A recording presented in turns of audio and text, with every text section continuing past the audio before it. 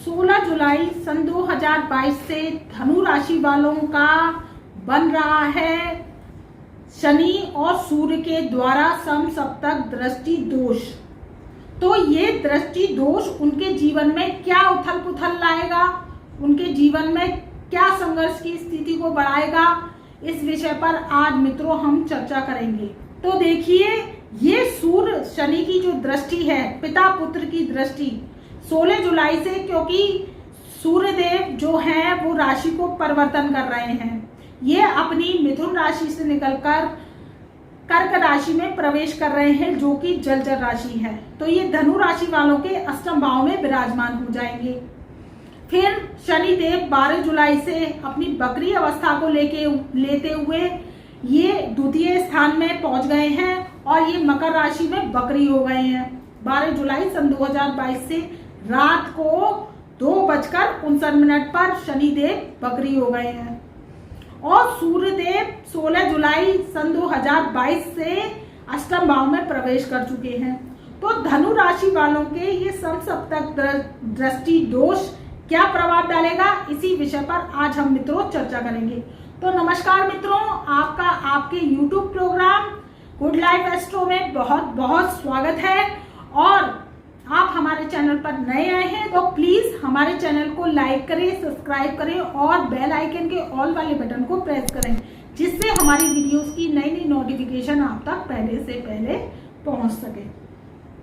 तो मित्रों, बात कर रहे हैं समसप्तक दृष्टि दोष की। देखिए, 16 जुलाई सन 2022 से सूर्यदेव आ गए हैं अष्टम भाव में। तो क्या है कि जब सूर्य किसका कारक है? सूर्य राजसत्ता का कारक है, सूर्य हमारी आत्मा का कारक है, सूर्य हमारे जो कि पर्यावरण है उसमें प्रकाश का कारक है। सूर्य देव हमारी जीवन की जो कि संघर्षों की स्थिति है वो राजसत्ता के द्वारा खत्म करवा देता है जब हमारी पत्रिका में अच्छा होता है, क्योंकि सूर्य के द्वारा हमें पद प्रतिष्ठा की प्राप्ति होती है, राज्य सरकार के द्वारा हम सम्मानित होते हैं। आप देखिए कि जब सूर्य पत्रिका में अच्छी होते हैं तो हमें सरकार द्वारा राष्ट्रपति अवार्ड मिलते हैं, प्रधानमंत्री द्वारा हम पुरस्कृत होते हैं और हमें राज्यपाल के द्वारा, अगर हम पढ़ाई करते हैं या PhD करते हैं, आपने देखा होगा, या हम M.Ed करते हैं या M.Phil करते हैं, तो वो राज्यपाल जो होते हैं हमारे जिले के, उनके द्वारा हमें डिग्रियां प्राप्त होती हैं। और जो कि राष्ट्रपति पुरस्कार होता है वो भी सूर्य के द्वारा ही प्राप्त होता है। तो ये मान सम्मान जो राज सत्ता का कारक सूर्य कहे जाते हैं, हमारे घर में पिता कहे जाते हैं, उनका कारक भी सूर्य कहा जाता है। तो जब पत्रिका में सूर्य देव अच्छे होते हैं तो क्या होता है कि हमें राज्य सरकार के द्वारा मान सम्मान की प्राप्ति होती है, राष्ट्रपति पुरस्कार मिलता है और हम एक अच्छे गुड पॉलिटिशियन बनते हैं, IAS PCS अधिकारी बनते हैं, सिविल सर्विसेज की परीक्षा में उत्तीर्ण होकर उच्च स्थान की प्राप्ति करते हैं। ये सब भगवान सूर्यदेव की कृपा से होता है जब हमारी पत्रिका में सूर्यदेव अच्छी पोजीशन में बैठे होते हैं, उच्च के होते हैं और राहु केतु शनि के साथ युति नहीं बना के होते हैं, तब ये पोजीशन हमारे जीवन में जो आती है वो राज्य सरकार के द्वारा मान सम्मान की प्राप्ति की जाती है। तो ये अष्टम भाव में सप्तम भाव से निकलकर मिथुन राशि से निकलकर अपने मित्र चंद्रमा की कर्क राशि में प्रवेश कर चुके हैं। तो ये धनु राशि वालों के अष्टम भाव में 16 जुलाई से विराजमान हो चुके हैं। अब बात कर लेते हैं शनिदेव की। तो शनिदेव जो कि कुंभ राशि में 5 जून सन 2022 से बकरी हो गए थे। तो बकरी ग्रह क्या करता है? उल्टा चलता है और पृथ्वी के निकट आ जाता है और दिशा से विहीन हो जाता है। वो अपनी दिशा क्या होती है? मार्ग ही होता है, तब तो वो अपनी दिशा पकड़ लेता है, तो वो तेजी के साथ चलने लगता है। आप सपोज कीजिए कि जब हमारी आंखों पर पट्टी बांधी जाए और हमें कहा जाए कि चलो, तो हम दिशा से विहीन हो जाएंगे और हमें पता ही नहीं चलेगा कि हम किस दिशा में जा रहे हैं। और जब वो पट्टी हमारी आंखों से खुल जाती है तो हम क्या करते हैं? तेज चलने लगते हैं और हमारी गति तेज हो जाती है और हम अपनी जो अवस्था होती है उसके अनुसार चलने लगते हैं। तो ऐसे ही वक्री ग्रहों का होता है कि जब ये वक्री होते हैं तो क्या करते हैं, पोजीशन को उल्टा लेते हैं और दिशा से विलीन हो जाते हैं। तो ये क्या था, 5 जून से कुंभ राशि में वक्री हो गए थे। फिर ये चलते चलते शनि 12 जुलाई सन 2022 से शनिदेव मकर राशि में धनु राशि वालों के द्वितीय स्थान में विराजमान हो गए।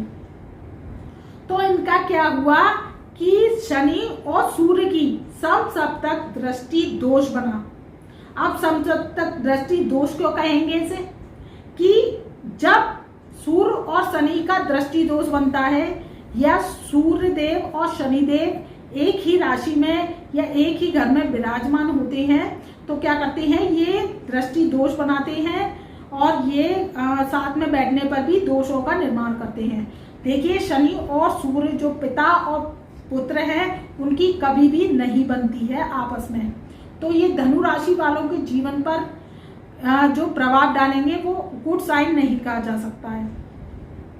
क्यों नहीं कहा जा सकता, क्योंकि जब तक सूर्यदेव 17 अगस्त 2022 को राशि को परिवर्तन नहीं कर लेते, कर्क राशि से सिंह राशि में नहीं चले जाते, तब तक का 1 महीने का टाइम पीरियड धनु राशि वालों को बहुत ही संभल के निकालना होगा।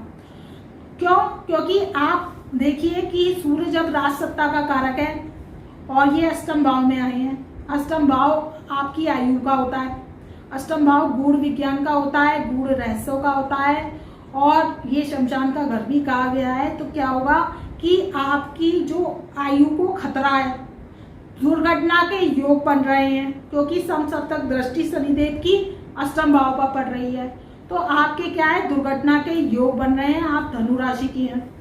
तो क्या दुर्घटना से आप बचें, नहीं तो आपका एक्सीडेंट के दुर्घटना के योग बन रहे हैं। इस 1 महीने को आप सावधानी पूर्वक निकालिए। कोई भी हिल स्टेशन पर घूमने आप मत जाइए, क्योंकि ये 1 महीना आपके लिए बहुत ही कष्टप्रद है। और जब तक सूर्यदेव राशि को परिवर्तन नहीं कर लेते हैं तब तक आपको जो कदम है वो फूक फूक कर रखना होगा अगर आप धनु राशि के हैं। और आपकी जो पुरानी बीमारी है वो भी उखड़ सकती है। आपके जो रोग हैं, जैसे आपको ये अष्टम भाव देखा गया है तो हमारे नाभि के नीचे का स्थान देखा गया है, तो आपको यूटीआई या यूरिन इन्फेक्शन की भी बीमारी हो सकती है। तो इससे आप डॉक्टरी चेकअप करवाएं और समय समय पर डॉक्टर की सलाह लें। तो आप क्या होगा कि बीमारी बढ़ने नहीं देंगे, तो आपको दिक्कतों का सामना कम करना पड़ेगा। देखिए, दूसरे स्थान में जब ये दृष्टि डाल रहे हैं सूर्यदेव, तो क्या कर रहे हैं कि आपकी वाणी को कठोर बना रहे हैं। तो आपकी वाणी के द्वारा धन का नुकसान हो सकता है, आप वाद विवाद की स्थिति में पड़ सकते हैं, किसी का झगड़ा और आपके गले पड़ जाएगा अगर आप बीच में बोल गए। तो आप क्या करें कि इस टाइम पीरियड में सावधानी को बरतें और किसी के बीच में ना बोलें, किसी के वाद विवाद के बीच में ना बोलें, अपनी वाणी को संयमता से रखें। क्योंकि देखिए, ग्रह ही हमें उकसाते हैं और ग्रह ही हमें क्या करते हैं, मान हानि करवाते हैं और ग्रह ही इज्जत मान प्रतिष्ठा दिलवाते हैं। तो आपके क्या है, वाणी को कठोर करेंगे तो अपनी वाणी पर संयम रखें। वाणी के द्वारा धन का नुकसान हो सकता है और आपके कुटुंब में तनातनी का माहौल बन सकता है। तो आप झगड़े की जड़ से बचें और क्या करें कि इस 1 महीने को जो 17 अगस्त तक रहेंगे, जब तक सूर्यदेव फिर राशि को परिवर्तन कर जाएंगे, तो क्या 1 महीने को आपको शांतिपूर्ण तरीके से निकालना है। और धन की जो आपके खर्चे, आप क्या है धनु राशि वाले हैं तो आपके खर्चों में वृद्धि हो जाएगी। और जो वृद्धि होगी तो क्या होगा कि आपका जो पैसा था वो रखा रखाया अनायास धन खर्चों पर लग जाएगा और आप क्या कहेंगे कि अब तो धन की प्राप्ति हो नहीं रही है और हमें नुकसान के योग बन रहे हैं। और काम कारोबार में भी आपके जो है इस टाइम पीरियड में जो कि काम कारोबार है वो भी मंदी के योग आ गए हैं। तो आप संभल कर इस टाइम पीरियड को निकालें। और ससुराल वाले, अगर आप धनु राशि वाले हैं और शादीशुदा हैं तो ससुराल वालों से कहासुनी से बचें, नहीं तो आपकी ससुराल के जरिए आरोप प्रत्यारोप, धन की हानि और कोर्ट कचहरी तक के योग बन रहे हैं। तलाक की नौबत तक आ सकती है। तो आपको ये समय जो है वो शांति से निकालना है। अपना जो पुराना कारोबार कर रहे हैं उस कारोबार में आप करते रहिए और उस कारोबार में पैसा नहीं लगाइए जब तक शनिदेव 17 जनवरी सन 2023 से ये अपनी जो कि राशि है कुंभ उसमें ना प्रवेश कर जाए। तो आप 7.5 से मुक्त हो जाएंगे जब ये प्रवेश कर जाएंगे। तो जब तक आपको संभल कर टाइम पीरियड को निकालना है, और ये 1 महीना तो आपको बहुत ही सुरक्षित तरीके से निकालना है।